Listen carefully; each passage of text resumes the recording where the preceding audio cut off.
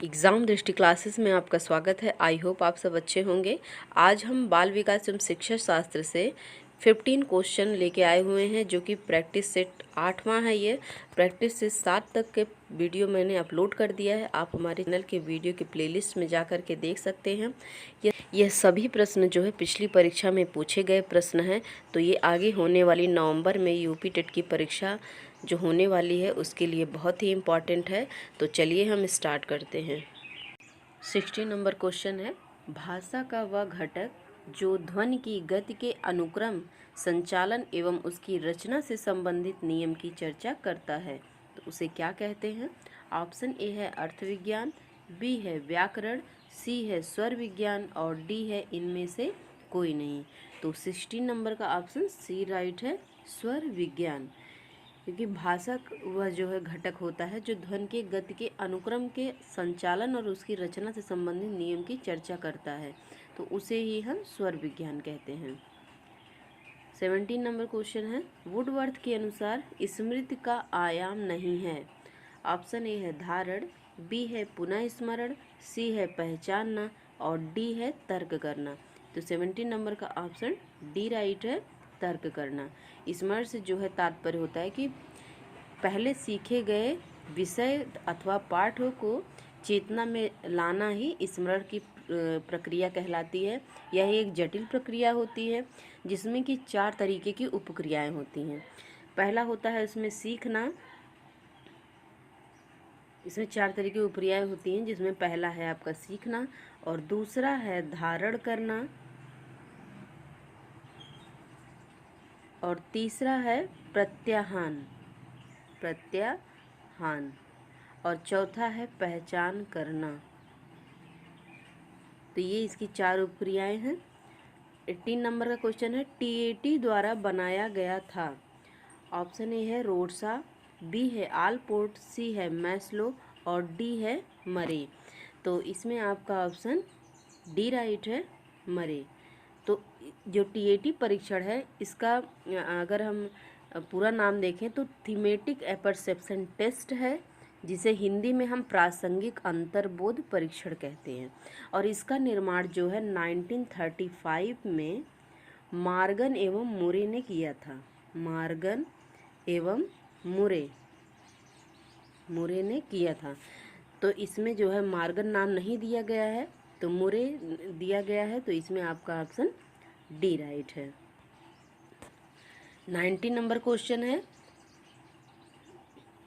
लक्ष्य निर्देशित व्यवहार में बाधा आना कहलाता है। ऑप्शन ए है संवेग, बी है अभिप्रेरणा और सी है कुंठा और डी है आक्रामकता। तो 19 नंबर का ऑप्शन सी राइट है, कुंठा। इसके अंतर्गत है कि लक्ष्य निर्देशित जो है व्यवहार जो होता है वह बाधा, किसी भी लक्ष्य को आप प्राप्त करने में अगर किसी प्रकार की बाधा आती है तो वह कुंठा कहलाती है। जब हम कई बार प्रयास कर लेते हैं और प्रयास करने के बावजूद हमारे कार्य लक्ष्य को प्राप्त करने वाली बाधा दूर नहीं होती है, तो हम जो है उससे दुख होता है।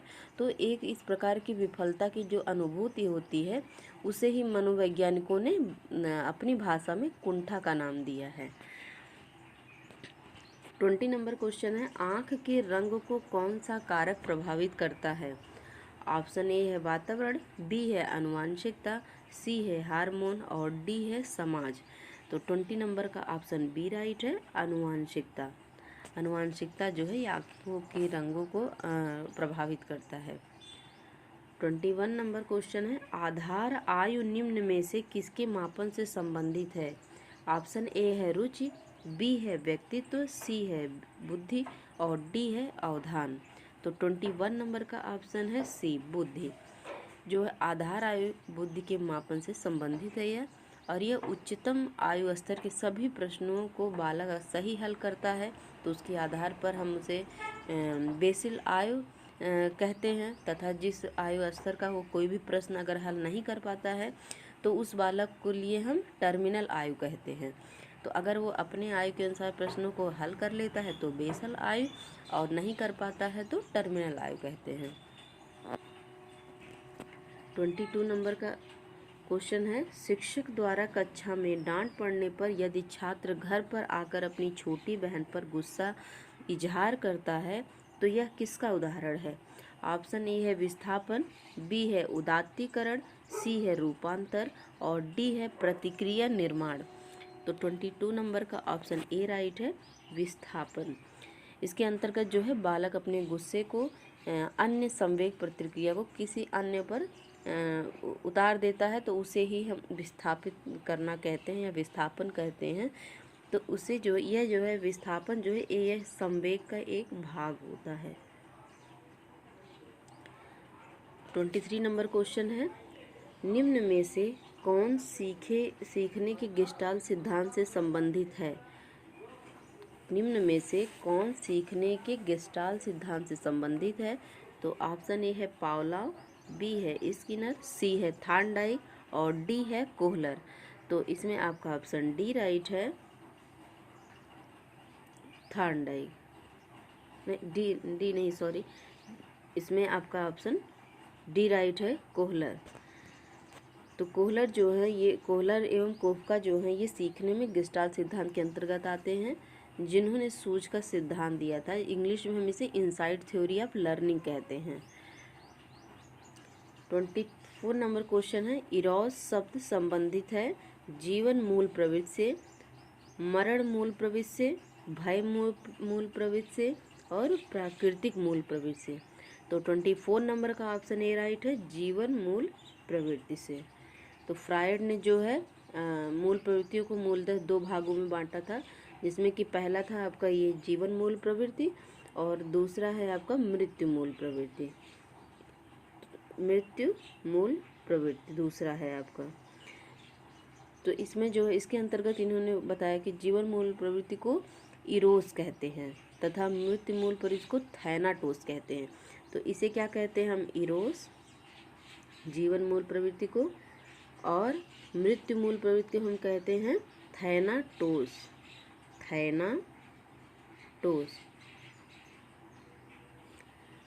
अगला क्वेश्चन है 25 नंबर, अहम निर्देशित होता है।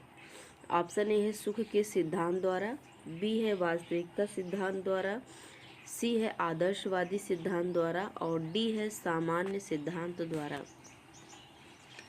तो अहम निर्देशित होता है, इसमें जो है आपका ऑप्शन बी राइट है, वास्तविकता सिद्धांत द्वारा। अहम जो है ये वास्तविकता सिद्धांत द्वारा निर्देशित होता है, और जबकि जो इदम है, इदम जो है वो पार्श्विक इच्छाओं तथा परा अहम सामाजिक नियंत्रण का प्रतिनिधित्व करता है। 26 नंबर क्वेश्चन है, कालीसिस्टोकाइनिन एक हार्मोन है जिसकी सुई यदि दे दी जाए तो इससे प्राणी में क्या होता है? ऑप्शन ए है भूख अधिक बढ़ जाती है, ऑप्शन बी है भूख और प्यास दोनों में ही वृद्धि हो जाती है, ऑप्शन सी है भूख कम हो जाती है और ऑप्शन डी है भूख एवं प्यास दोनों में ही कमी आ जाती है। तो 26 नंबर का ऑप्शन आपका सी राइट है, भूख कम हो जाती है। जो कालीसिस्टोकाइनिन जो हार्मोन है, अगर इसकी सुई किसी को दे दी जाए तो इससे प्राणी में भूख कम हो जाती है। 27 नंबर क्वेश्चन है, बुद्धि परीक्षण में एक 16 वर्षीय बच्चा 75 अंक प्राप्त करता है तो उसकी मानसिक आयु होगी। बुद्धि परीक्षण में एक बच्चा जो है वो 16 वर्षीय बच्चा है जो कि क्या है 75 नंबर प्राप्त करता है, तो उसकी मानसिक आयु यहाँ पर पूछी जा रही है। तो ऑप्शन ए है 12 वर्ष, बी है 8 वर्ष, सी है 14 वर्ष और डी है 15 वर्ष। तो अगर हम इसको निकालेंगे तो इसका फार्मूला जो होता है वो IQ बराबर मानसिक आयु और वास्तविक आयु, मानसिक आयु बटे वास्तविक आयु हो गया और इंटू 100 हो गया। तो हम अगर इसको निकालेंगे फार्मूले के अनुसार तो हम IQ की जगह लिख देंगे 75 और मानसिक आयु की जगह हम रख देंगे x और अपॉन 16, यहाँ हम 16 कर देंगे और इंटू 100। तो इसको जब हम सॉल्व करेंगे तो इसको आ जाएगा 12 वर्ष। ये जो है आपका 12 वर्ष इसका आंसर आ जाएगा। तो इसमें 12 कहाँ पर है, ऑप्शन ए पे है, तो इसमें ऑप्शन ए राइट है, 12 वर्ष। 28 नंबर का ऑप्शन है, 28 नंबर क्वेश्चन है, केंद्रीय तंत्रिका तंत्र में होते हैं। ऑप्शन ए है सभी अंग, बी है मस्तिष्क, सी है मेरुदंड और डी है मस्तिष्क तथा मेरुदंड। तो 28 नंबर का ऑप्शन आपका डी राइट है, मस्तिष्क तथा मेरुदंड। यह जो है केंद्रीय तंत्रिका तंत्र में आते हैं। 29 नंबर क्वेश्चन है, मनोग्रस्त बाध्यता विकृति एक। ऑप्शन ए है मनोविच्छेदी विकृति है, बी समायोजन विकृति है, सी चिंता विकृति है और डी काय प्रारूप विकृति है। तो 29 नंबर का ऑप्शन सी राइट है, चिंता विकृति है। तो जो मनोग्रस्तता है यह एक अवस्था होती है जिसमें रोगी बार बार किसी भी अतार्किक और असंगत विचार को न चाहते हुए भी मन में दोहराते रहता है, और रोगी ऐसे विचारों को अर्थहीनता और उसमें असंगतता और अतार्किकता स्वरूप को भली भांति समझता है और उनसे छुटकारा भी पाना चाहता है, लेकिन वह क्या है, वह लाचार होता है और जिसके बारे में बार बार उसके मन में वो बात आती रहती है जिसमें उसको मानसिक अशांति जो है उत्पन्न हो जाती है। तो यह क्या है, एक प्रकार की चिंता विकृति है। 30 नंबर क्वेश्चन है, सामूहिक अचेतन का संप्रत्यय किसके द्वारा दिया गया। तो ऑप्शन ए है पावलोव, बी है स्किनर, सी है फ्रायड और डी है युंग। तो 30 नंबर का ऑप्शन डी राइट है, युंग ने सामूहिक अचेतन का संप्रत्यय युंग ने दिया था। युंग ने जो है अचेतना को दो भागों में बांटा है, पहला जो है व्यक्तिगत अचेतन है और दूसरा है सामूहिक अचेतन। तो ये हमारे 30 क्वेश्चन कंप्लीट हो गए। अगर आपको हमारा वीडियो पसंद आया हो तो हमारे वीडियो को लाइक करें और चैनल पर नए हो तो चैनल को सब्सक्राइब ज़रूर करें। थैंक यू, धन्यवाद।